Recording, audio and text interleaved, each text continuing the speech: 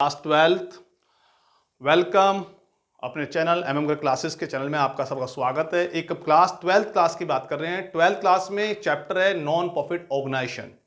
Non profit organisation जो बच्चों के लिए बहुत हवा बना हुआ है और एक बहुत बड़ा चैप्टर मानते हैं। बहुत इंपॉर्टेंट इस चैप्टर की, क्योंकि ये सीबीएसई में 10 मार्क्स का चैप्टर है और इसकी 10 मार्क्स की जो वेटेज है it's a very important. 10 marks बहुत महत्वपूर्ण है। बट बेसिकली है क्या नॉन प्रॉफिट ऑर्गेनाइजेशन और उसका सिस्टम क्या है। नॉन प्रॉफिट ऑर्गेनाइजेशन को हम 3 पार्ट्स में हम डिवाइड करते हैं, जिसके मार्किंग स्कीम है। एक क्वेश्चन आता है 6 नंबर का, फुल फ्लैश क्वेश्चन है। एक क्वेश्चन आता है 3 नंबर का और एक थ्योरेटिकल क्वेश्चन 1 नंबर का।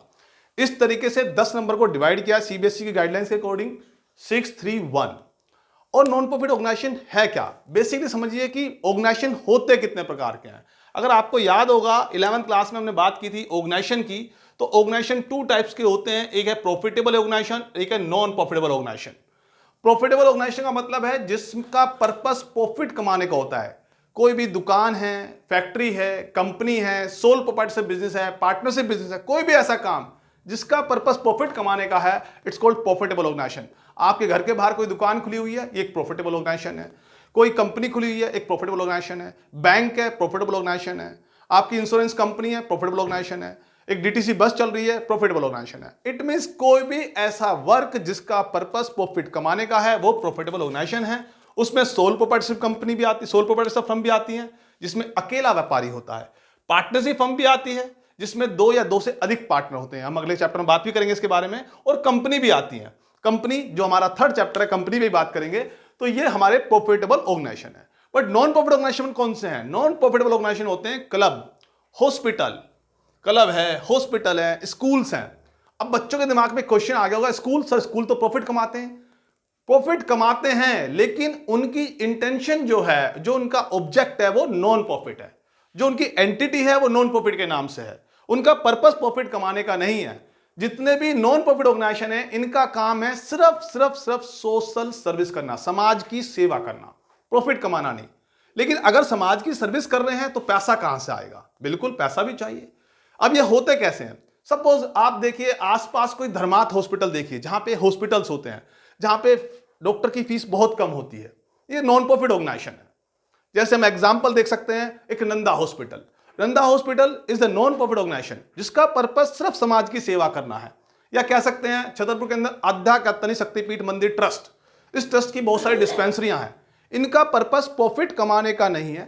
इनका सिर्फ पर्पस है, सिर्फ एक ही पर्पस है, समाज की सेवा करना। जो समाज की सेवा करते हैं उसको बोलते हैं हम नॉन प्रॉफिट ऑर्गेनाइजेशन। लेकिन नॉन प्रॉफिट ऑर्गेनाइजेशन चलाने के लिए पैसा तो चाहिए।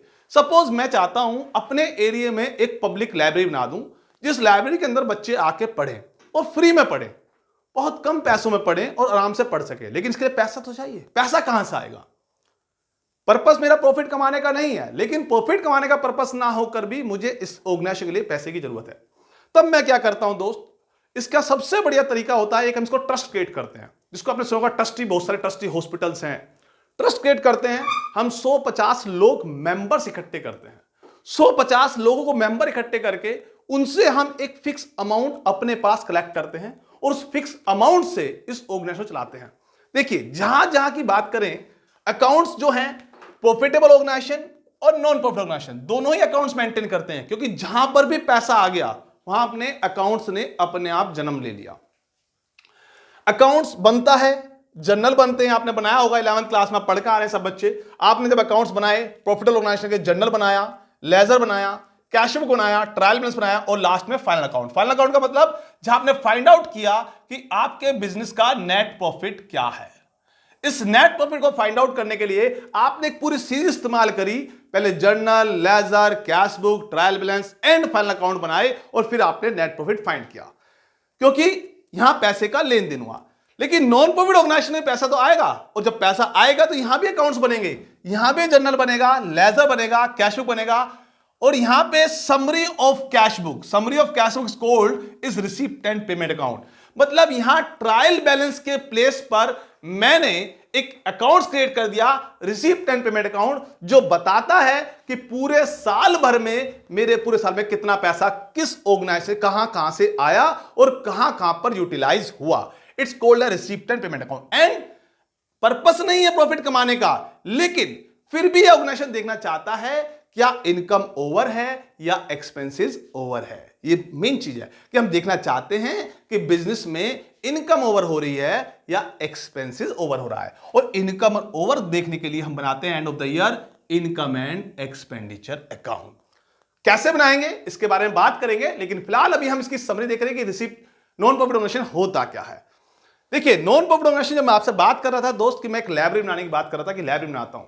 अब लाइब्रेरी बनाने के लिए मुझे पैसा कहां से आएगा। मैंने क्या करा, 100-200 लोग इकट्ठे करे, मैंने 200 लोग इकट्ठे करे और उनसे कहा कि आप मुझे लाइब्रेरी बनाने के लिए कुछ पैसा दे दीजिए। और ये पैसा एक बार मत दीजिए, हर महीने या हर इंटरवल के बाद आपको ये पैसा देना पड़ेगा। अब कितना पैसा देना पड़ेगा, मैंने 200 मेंबर उन लोगों को बनाया, अपनी मर्जी से 200 मेंबर्स क्रिएट करे और हर मेंबर से मैंने 1000 रुपए का अमाउंट रखा।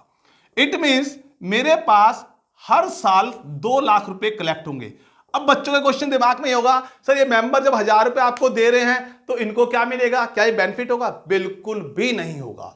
किसी भी मेंबर को फ्यूचर में किसी भी तरीके का बेनिफिशियरी बेनिफिट, बेनिफिशियरी का मतलब होता है जब इन टर्म्स ऑफ मनी पैसा मिलना हो, इन टर्म्स ऑफ मनी उनको कोई प्रॉफिट नहीं होगा। हाँ, उनको यह सुविधा मिल सकती है, लाइब्रेरी के अंदर आए, बुक्स पढ़ें, बुक्स अपने घर ले जाएं, यूज कर लें, वापसी जमा कर दें, वो सारी फैसिलिटी मिल सकती हैं, लेकिन उनको कोई बेनिफिशियरी प्रॉफिट नहीं होना, फ्यूचर में कोई प्रॉफिट नहीं होना। लेकिन सर ये फिर ऐसा करेंगे क्यों? ऐसे बहुत सारे इस दुनिया में लोग हैं जो समाज की सेवा करना चाहते हैं, जिनको समाज की सेवा करनी है, जो समाज की सेवा करने में लगे हुए हैं, वही लोग इसके मेंबर बनेंगे। और हमें 1000 रुपए एक अमाउंट रखा है मैंने, इट्स नॉट फिक्स 1000, किसी भी ऑर्गेनाइजेशन का 100 रुपए भी हो सकता है, 200 भी हो सकता है, 500 भी, 1000 भी, 10,000 भी, 5000 भी, और मेंबर 100 भी हो सकते हैं, 200 भी, 500 भी, 1000 भी, 10,000, कितने भी मेंबर हो सकते हैं। ये सिर्फ एक एग्जाम्पल है, एक फिगर आपको समझाने के लिए कि मैंने 200 मेंबर्स क्रिएट करे और जिनसे मैं 1000 रुपए every interval means every year I will receive, and यहां से मेरे पास 2 लाख रुपए रिसीव होगा। इसको मैं बोलता हूं सब्सक्रिप्शन। जो मेंबरों से पैसा मिलता है उसको क्या बोलते हैं हम? सब्सक्रिप्शन। सर ये क्या है? ये ऑर्गेनाइजेशन चलाने में मेरी हेल्प करेगा। अब किसी भी ऑर्गेनाइजेशन के अंदर पैसे 2 प्रकार के आएंगे। जो पैसा आएगा हमें चाहिए, क्योंकि ऑर्गेनाइजेशन चलाने के लिए जब मुझे लाइब्रेरी बनानी है तो 2 तरह के मेरे खर्चे होंगे, एक होगा पेमेंट होगी रेवेन्यू, और एक होगी कैपिटलाइज। देखिए रेवेन्यू पेमेंट कैसी और कैपिटलाइज पेमेंट, जब मैं एक लाइब्रेरी बनाना चाहता हूं तो मुझे क्या चाहिए? लाइब्रेरी के लिए चाहिए मुझे जमीन, एक लैंड, एक प्लेस। हो सकता है मैंने प्लेस रेंट पे ले लिया, मैंने एक 200 गज का एक होल मैंने रेंट पे ले लिया, अब उसका मुझे एवरी मंथ रेंट देना पड़ेगा, राइट? मुझे उस लाइब्रेरी बनाने के लिए क्या चाहिए? मुझे लाइब्रेरी बनाने के लिए चाहिए बुक्स, फर्नीचर। बुक्स और फर्नीचर वन टाइम चाहिए, इट्स अ कैपिटलाइज। तो मैं एक बार कैपिटलाइज पेमेंट के लिए मुझे क्या चाहिए? Purchase of assets. Purchase of assets में जैसे मैंने आपको बताया यहां पे फर्नीचर, मुझे क्या चाहिए? फर्नीचर। मुझे क्या चाहिए? बुक्स। मुझे क्या चाहिए? मान लो मेरा फैन, मुझे पंखे चाहिए, लाइटें चाहिए, इक्विपमेंट चाहिए, पानी का हो सकता है फिल्टर पानी चाहिए, वाटर डिस्पेंसर चाहिए, ये सारी चीजें मुझे चाहिए। लेकिन ये मुझे रोज रोज नहीं चाहिए, एक बार चाहिए। जब जो पेमेंट एक बार होती है फॉर द लॉन्ग टर्म होती है, it's called capitalise payment, one time for the long term. लेकिन जो मुझे बार बार चाहिए, अब मैंने वो जमीन ली है, जगह ली है, जगह के लिए मुझे रेंट देना होगा, मुझे लाइब्रेरी खोलने के लिए एक स्टाफ चाहिए, स्टाफ को हर महीने सैलरी देनी होगी, मुझे स्टेशनरी कंज्यूम होगी, वहां पे मेरी स्टेशनरी भी लगेगी, हो सकता है मेरी डिस्पेंसरी होती तो मेडिसिन कंज्यूम होती। मतलब इस टाइप के खर्चे, जैसे लाइब्रेरी खोल रहे हैं, क्लीनिंग का एक्सपेंसेस, इलेक्ट्रिसिटी का बिल, ये बार बार जो खर्चे होते हैं, इट्स कॉल्ड रेवेन्यू पेमेंट। तो मुझे पैसा चाहिए इस रेवेन्यू पेमेंट के लिए और मेरे पास पैसा चाहिए कैपिटलाइज पेमेंट के लिए। अब ये पैसा आएगा कहां से? आने के भी मेरे पास रिसीप्ट, 2 तरह के सोर्स है। एक सोर्स है मेरे दोस्त रेवेन्यू रिसीप्ट और एक सोर्स है मेरे पास कैपिटलाइज रिसीप्ट। कैपिटलाइज रिसीप्ट मैंने जो 200 लोग तैयार करे, जिनको मैंने कहा कि आपको हर साल पैसा देना है, ये जो बार बार कंटिन्यू प्रोसेसिंग में मुझे पैसा मिलता है, उसको क्या बोलते हैं? Revenue receipt. जो बार बार again to again, revenue receipt में क्या मिलेगा? सबसे पहले सब्सक्रिप्शन से पैसा आ सकता है। हो सकता है मैंने अपनी लाइब्रेरी बनाई, उस लाइब्रेरी के अंदर एक छोटी सी मैंने कैंटीन बना के दे दी किसी को, और मैंने कहा कैंटीन का किराया मुझे मिलने लगा। मेरा पर्पस प्रॉफिट कमाने का नहीं है, मैं बार बार कह रहा हूं पर्पस प्रॉफिट कमाने का नहीं है। लेकिन मुझे पैसा चाहिए। क्यों चाहिए? क्योंकि ऑर्गेनाइजेशन को चलाना है। तो मैंने क्या किया, उस कैंटीन से मुझे रेंट मिलने लगा, रेंट रिसिप्ट हो गई। उसके बाद हो सकता है मैंने उस लाइब्रेरी के अंदर, उसके अंदर एक कोने में अलमारी बना दी, जिससे कि स्टूडेंट्स जो पढ़ने आए वो अपनी किताब कॉपी साथ लेकर आए, या नहीं लेकर आते कुछ सामान रखना चाहे रख दें। उस अलमारी को अंदर लॉकर्स बना दिए, और उस लॉकर्स का मैंने एक मिनिमम रेंट रख दिया कि जो स्टूडेंट्स आते हैं उस लॉकर्स को यूज कर लें और उसको एक अमाउंट दे दें। अब वो लॉकर रेंट आया, लॉकर रेंट भी कंटिन्यू आता रहेगा, it's called revenue receipt, right. एक मैंने अमाउंट रख दिया, एंट्रेंस फीस। अगर कोई मेंबर मेरे पास पढ़ना आता है, कोई स्टूडेंट्स मेरा मेंबर बनता है जो उसको पढ़ेगा किताबों को, उसको एक एंट्री की फीस देनी पड़ेगी, 500 रुपए, 100 रुपए। प्रॉफिट कमाने का पर्पस नहीं है, लेकिन उस ऑर्गेनाइजेशन को चलाने के लिए मुझे छोटे छोटे खर्चों के लिए पैसा चाहिए, तो उसको क्या बोलेंगे हम? Entrance fees. उसके बाद लेगेसी। अब लेगेसी क्या है? लेगेसी होता है, बहुत सारे लोग हैं इस दुनिया में जो अपनी वसीयत को, अपनी विल को एक नॉन प्रॉफिट ऑर्गेनाइजेशन के लिए डोनेट कर जाते हैं। भाई मेरे मरने के बाद मेरी सारी प्रॉपर्टी इस नॉन प्रॉफिट ऑर्गेनाइजेशन में काम आएगी, उसको बोलते हैं लेगेसी, वसीयत, विल। वो भी हमारे पास कभी कभी आती रहती है। ये रेवेन्यू रिसीप्ट है, क्योंकि ये भी बार बार मिलती रहती है, कभी किसी से कभी किसी से। पहले आज से 2 साल पहले से इसको हम कैपिटलाइज मानते थे, लेकिन institute of chartered of India ने इसको रिकॉग्नाइज किया कि नहीं भैया, इसको अब आप रेवेन्यू मानिए, क्योंकि अगेन टू अगेन आती रहती है, राइट दोस्त। Sale of scrap. अब सेल ऑफ स्क्रैप क्या है? मान लो मेरी लाइब्रेरी थी, तो लाइब्रेरी के अंदर न्यूज़पेपर आता है, न्यूज़पेपर मेरे हर महीने बिकते भी हैं, कबाड़ी को जो बिकता है उसको बोलते हैं सेल ऑफ स्क्रैप। ये भी कंटिन्यू प्रोसेस है। जब कंटिन्यू प्रोसेस है तो ये रेवेन्यू रिसीप्ट हो गई, राइट। ये पैसा मुझे अगेन टू अगेन, और बहुत सारे हेड्स हो सकते हैं, डिपेंड ऑन द ऑर्गेनाइजेशन। देखिए मैंने लाइब्रेरी का एग्जांपल लिया है, अगर मेरा क्लब होता, मेरा हॉस्पिटल होता, तो हॉस्पिटल के अंदर ओपीडी की फीस आ जाती। मैं एक पेशेंट से फिक्स कर लेता कि कम से कम 100 रुपए या 50 रुपए या 10 रुपए एक ओपीडी देनी पड़ेगी, ओपीडी फीस हो सकती थी। मेरा क्लब होता तो मैच फीस हो सकती थी। पर डिपेंड करता है कि ऑर्गेनाइजेशन किस टाइप का है। एग्जाम्पल के तौर पे हमने लाइब्रेरी ली है, तो लाइब्रेरी से ये पैसा जो बार बार आएगा इसको हम क्या बोलेंगे? रेवेन्यू रिसीप्ट बोलेंगे। और कैपिटलाइज रिसीप्ट भी होती है, कैपिटलाइज रिसीप्ट जो वन टाइम आती है कभी कभी। अब हमने कहा भाई हमें ये पैसा तो हर बार खर्च करना है, इसके लिए हमने हर बार पैसा ले लिया। अब जो मुझे पेमेंट करनी है, मुझे फर्नीचर खरीदना है, मुझे बुक्स खरीदनी है, मुझे बिल्डिंग बनानी है, इसके लिए पैसा कहां आएगा? तो मैंने कुछ लोगों से डोनेशन मांगी। डोनेशन किस लिए? कि मुझे फर्नीचर चाहिए। अब फर्नीचर के लिए मैंने डोनेशन ली है, donation for special, donation for furniture, तो उसको बोलते हैं डोनेशन स्पेशल। स्पेशल किस लिए? क्योंकि किसी स्पेसिफिक फंड के लिए है। वो कह रही है कि डोनेशन किस चीज के लिए है, बिल्डिंग के लिए है या बुक्स के लिए। जब किसी स्पेसिफिक पर्पस के लिए डोनेशन होती है तो उसको बोलते हैं स्पेशल डोनेशन। एक होती है life membership fees.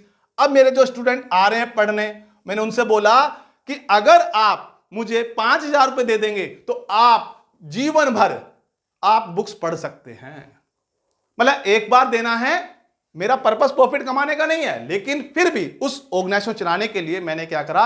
One time पैसा लिया। That's called life membership fees, it's called capitalise, क्योंकि ये एक बार मिलता है। जो पैसा एक बार मिलता है, कभी कभी मिलता है, वो कैपिटलाइज होता है। तो ये life membership fees is capitalise. उसके अलावा बच्चे स्पेशल फंड। स्पेशल फंड का मतलब होता है कभी कभी हम स्पेसिफिक पर्पस के लिए कोई फंड क्रिएट कर लेते हैं। जैसे हम सब बच्चे पढ़ रहे हैं, आप सब बच्चे पढ़ रहे हैं, हमने कहा यार सेंटर में जितने बच्चे हैं क्यों ना एक पार्टी करी जाए, गेट टुगेदर किया जाए। कोरोना काल का समय चल रहा है, इसके बाद जब भी कोरोना काल खुलेगा तो एक पार्टी कर ली जाए। अब पार्टी करने के लिए कहां से पैसा आएगा? हमने कहा भाई सभी स्टूडेंट्स मिलके पैसा इकट्ठा करो और टीचर से मिलो, और जो पैसा इकट्ठा होगा उससे पार्टी करेंगे। अब इस तरीके से मैंने एक 2 लाख रुपए इकट्ठे कर लिए सभी स्टूडेंट से, 500 रुपए स्टूडेंट से मांगे और टीचर से लिए, 2 लाख रुपए इकट्ठे हो गए। क्या 2 लाख रुपए एमएम गर्ग क्लासेस की इनकम है? इट्स नॉट आवर इनकम, ये इट्स आवर लायबिलिटी, बिकॉज ये एक स्पेशल फंड है। ये पर्पस है किसके लिए? पार्टी के ऊपर खर्चा करना है। अगर पार्टी पे खर्चा करना है तो ये ऑर्गेनाइजेशन की लायबिलिटी है, ऑर्गेनाइजेशन की कोई इनकम नहीं है, राइट दोस्त। तो इस तरीके से जब स्पेशल फंड इकट्ठे होते हैं किसी स्पेसिफिक पर्पस के लिए तो उसको क्या बोलते हैं? कैपिटलाइज। अब बेसिकली बात हुई नॉन प्रॉफिट ऑर्गेनाइजेशन होते क्या है बता चुके हैं। नॉन प्रॉफिट ऑर्गेनाइजेशन जो वन टाइम, जो लॉन्ग टर्म के लिए होते हैं, जिसका पर्पस प्रॉफिट कमाने का नहीं होता, समाज की सेवा करने के लिए होते हैं। That's called non profit organisation. अब अकाउंटिंग ट्रीटमेंट क्या है सर? 10 नंबर हमें लेने कैसे हैं? क्या यहां से लेने हैं? नहीं जी, 10 नंबर लेने हैं हमारे अकाउंट से। अकाउंट में हमें प्रिपेयर करना है क्या? Receipt and payment account. हमें प्रिपेयर करना है calculation of subscription, fund based accounting, consumption of goods. ये 3 नंबर के क्वेश्चन हमारे यहां से बनते हैं, सब्सक्रिप्शन से, फंड बेस्ड अकाउंटिंग से, consumption of goods of expenses से, loss on sale of assets से, और 6 नंबर का क्वेश्चन बनता है इनकम एंड एक्सपेंडिचर अकाउंट से और बैलेंस शीट से। अब ये सब हमें पढ़ने हैं, एक एक करके इन सब के ऊपर में बात करनी है। चलिए अब इसके ऊपर एक एक बात करते हैं पार्ट 2 में। थैंक यू दोस्त, थैंक्स।